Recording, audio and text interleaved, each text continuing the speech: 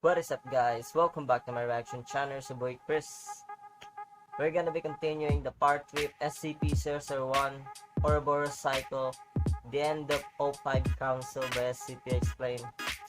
You know, what can I say? The last video was it's just ridiculous to me how plot armor this character is in the story. But hey, like the video, guys, subscribe to my channel, hit the bell button for post notifications. If you have any suggestions, comment down below. With that being said, let's get into the intro.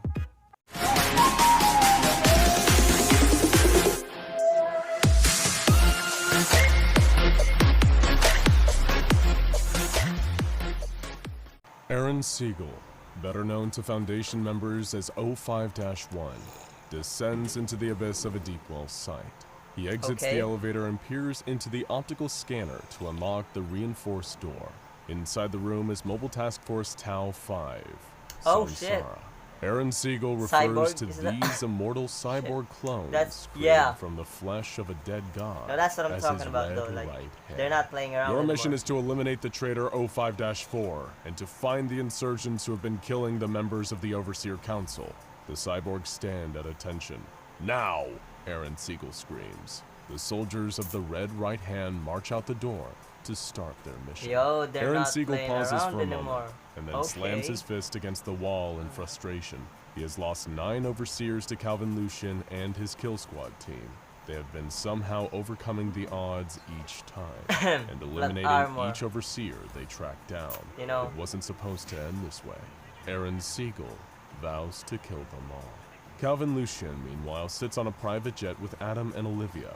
He had just hung up the phone after a conversation with O5-4.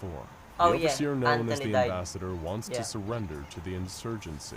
There's a good chance this is a trap, but Calvin has decided to meet with the Ambassador all the same. Calvin drops off Adam and Olivia at an insurgency base. They still haven't fully recovered from the previous mission.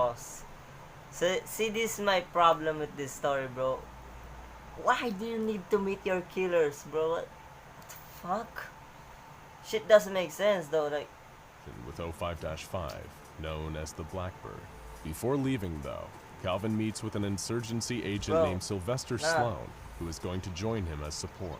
Calvin says goodbye to Adam and Olivia, then leaves with Sloan to meet the Ambassador in South Africa. After landing at Johannesburg Airport, Calvin and Sloan disembark and are led to a conference room where the Ambassador sits waiting for them. Calvin and Sloan sit across from O5-4 to discuss his surrender. The Council is in shambles, says the Ambassador. Everything is falling apart. I want to offer my services and information to the insurgency in exchange for protection from O5-1. He's lost his mind. Calvin agrees to the terms and prepares for extraction. But as they get up from the table, gunshots can be heard from down the hall. The Ambassador's eyes open wide in terror.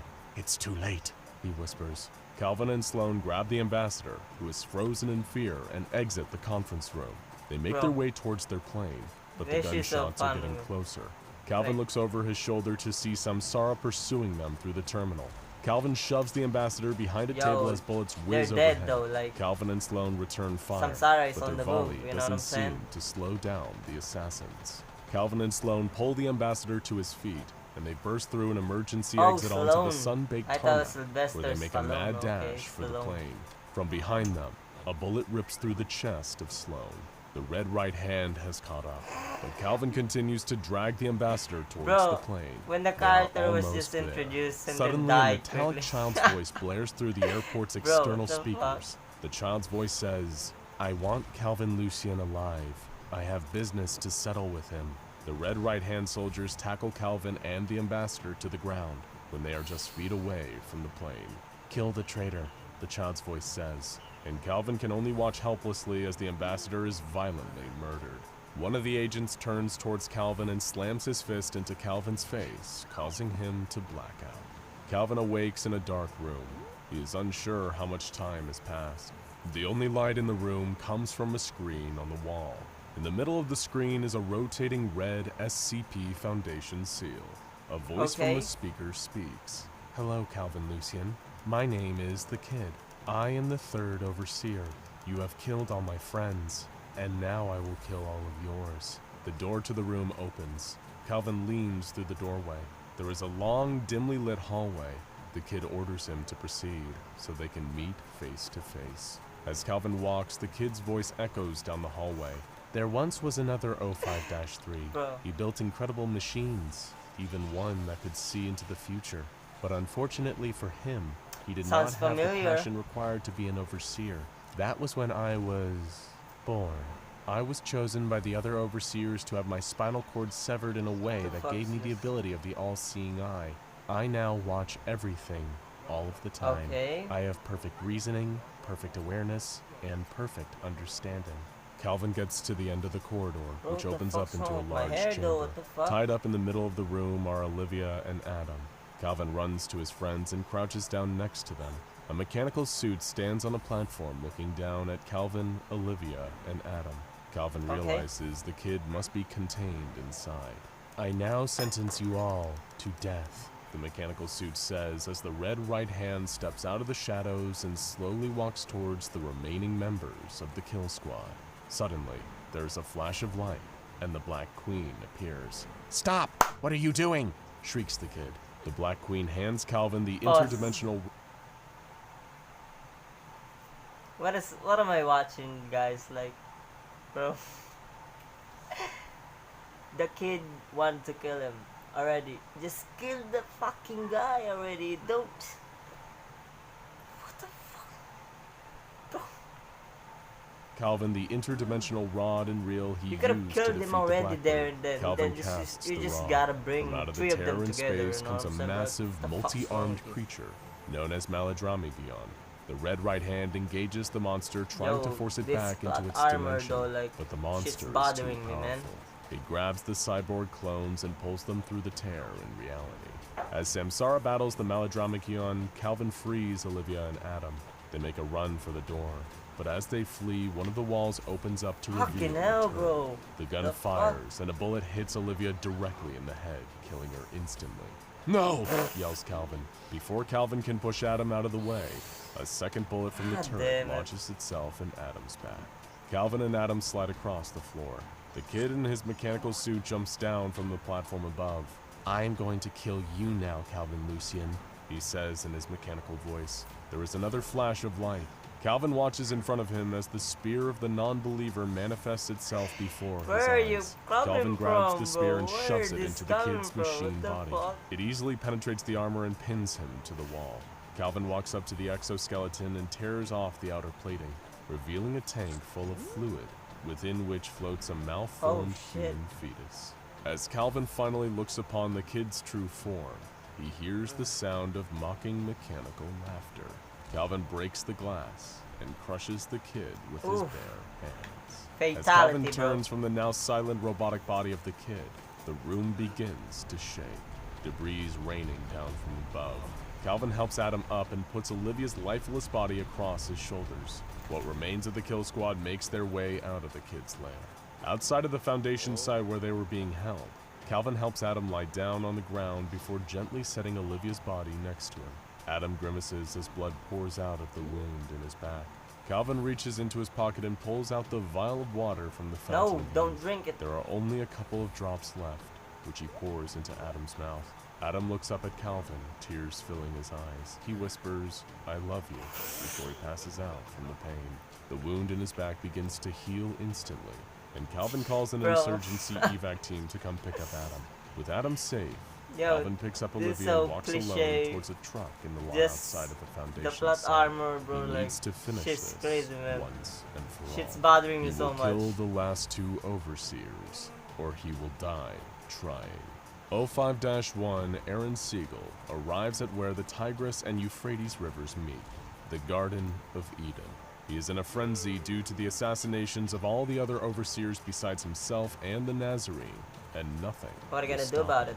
As he approaches the gate to the Garden of Eden, though, he is stopped by the Guardian of the Garden, a massive, powerful, anomalous entity with a flaming sword.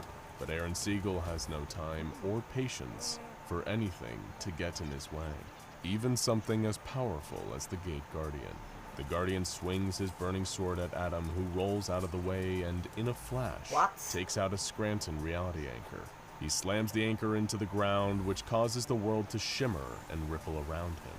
He watches as the flames from the Gate Guardian's sword seem to absorb back into its body before it shrinks down, looking to fold in on itself until all that is left is a charred skeleton.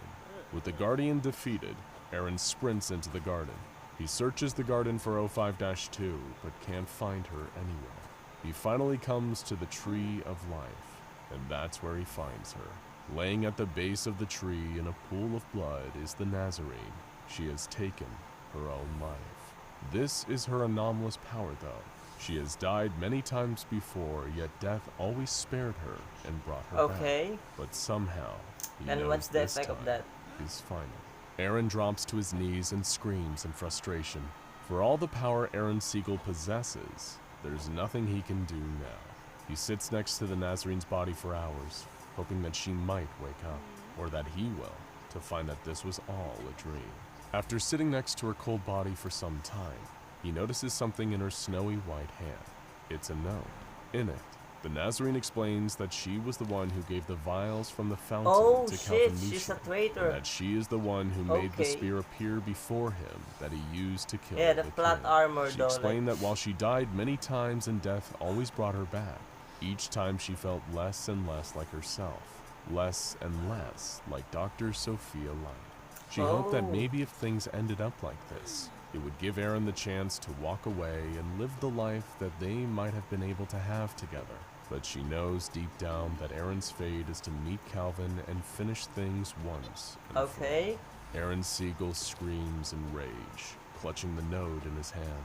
He tries to summon death, but no one comes. Aaron Siegel is alone. He stands up and walks deeper into the garden.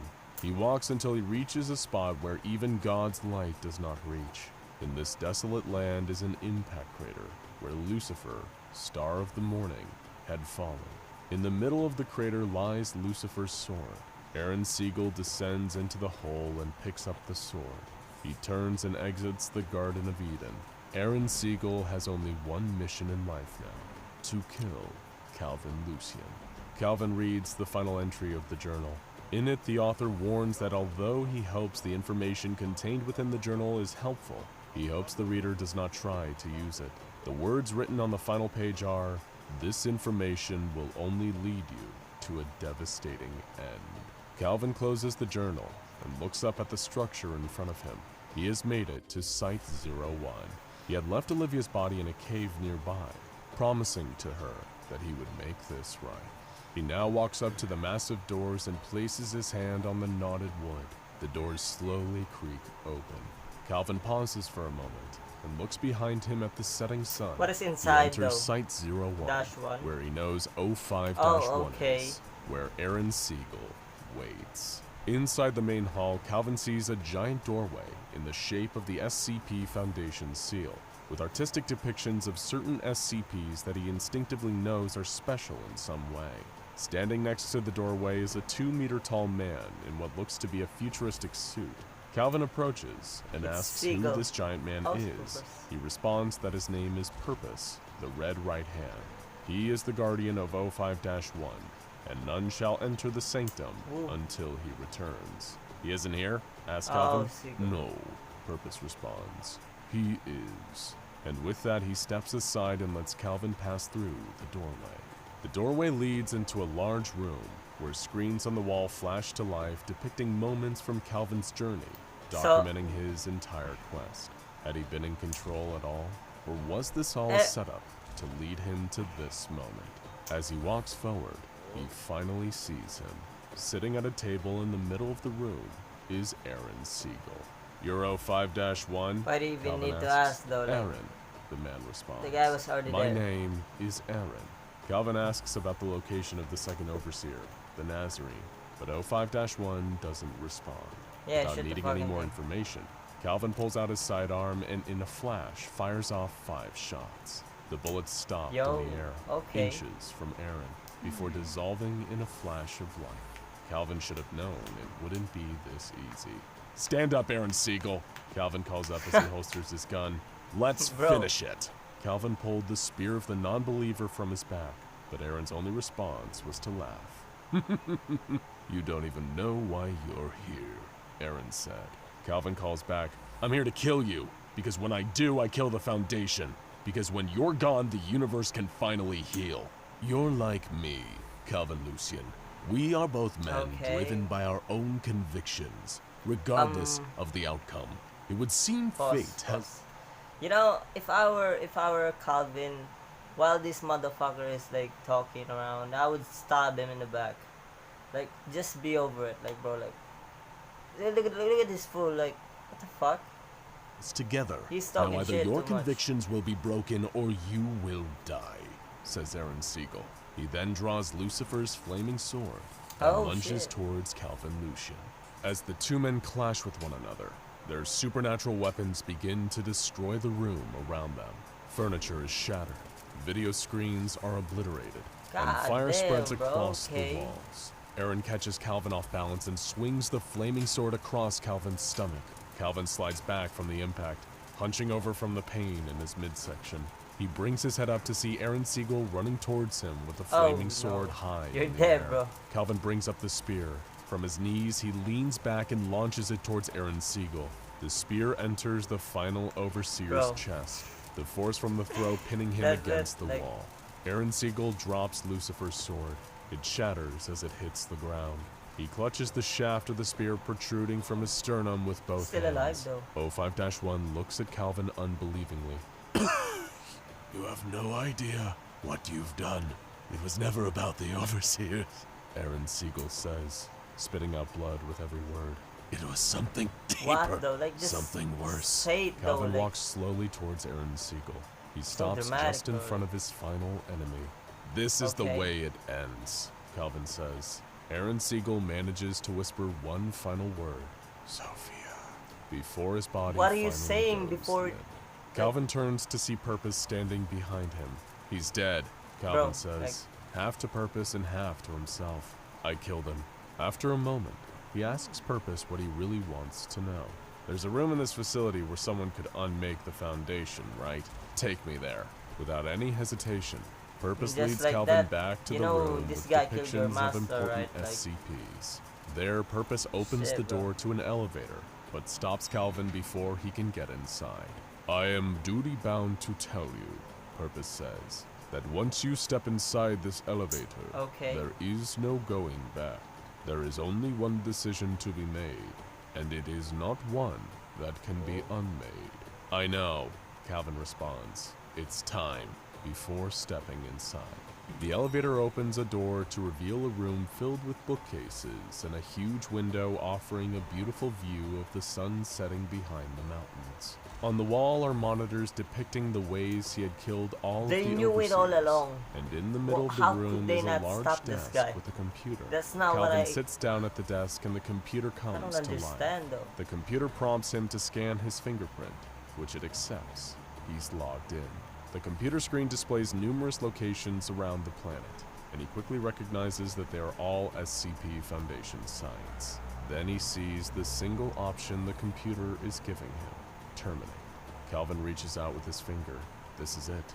Once he presses this button, the SCP Foundation will be no more. His finger is millimeters from the button when the phone rings. Calvin hadn't even noticed that there was a phone on the desk. Calvin stares at it for a moment, then picks it up. Hello, he says. The voice on the other line responds. Hello, Calvin Lucian. My name is the Administrator. I've been following your work for some time now, and I must say I am impressed. I have just been informed that you have completed your mission. Congratulations are in order. What the hell are you talking about? Calvin asks. Please listen, says the voice on the other line. The man you just killed was once in the same exact position you are in now. Granted, it was a very long time ago, but Aaron Siegel originally was trying to destroy the Foundation. That was until I convinced him otherwise. And now, like Aaron Siegel, you will become the new head of the Foundation. Like hell I will, yells Calvin. I could hang up and walk away right now and be done with all this. You could, continues the Administrator, but if no one is in charge of the SCP Foundation, millions of people will die, if not billions, and then nobody would be there to manage what comes after. Alright. There is silence from Calvin.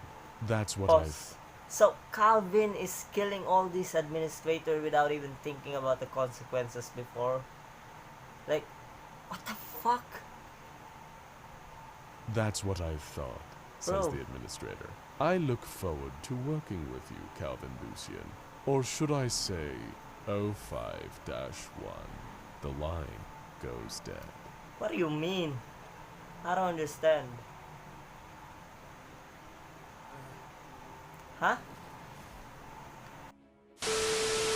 Yo guys, that is SCP-001 Ouroboros Cycle. The end of O5 Council. Bro, that's so confusing as hell. The ending was so confusing. I didn't get anything from the ending though. Did he accept the proposition? And what did the administrator mean by him being the O5-1? Like, is he part of the O5 Council all along, or is it just the position that was transferred to him? Like, I don't know. Also, the O5 Council, bro, they know this dude is coming after them, bro. They know it. Like, those pictures, they already have it all in the camera, right? Then how couldn't they stop that guy, though? Like, what? So much plot armor in this story, though. Like, the part 1, the first O5 Council video, you know, like the 001, the first video that I watched, it was good. I'm telling you, it was good. And then the second one came, and the third one came. The second and third part, trash, bro. I'm telling you, it's trash writing as hell. They could have ended the story in a part 1. They just can't help themselves make a part 2, part 3. Like, what the fuck's wrong with my head? Shit. Anyway, guys, I've been ranting too much. You know, like the video, subscribe to my channel, hit the bell button for post notifications. I'll see you guys.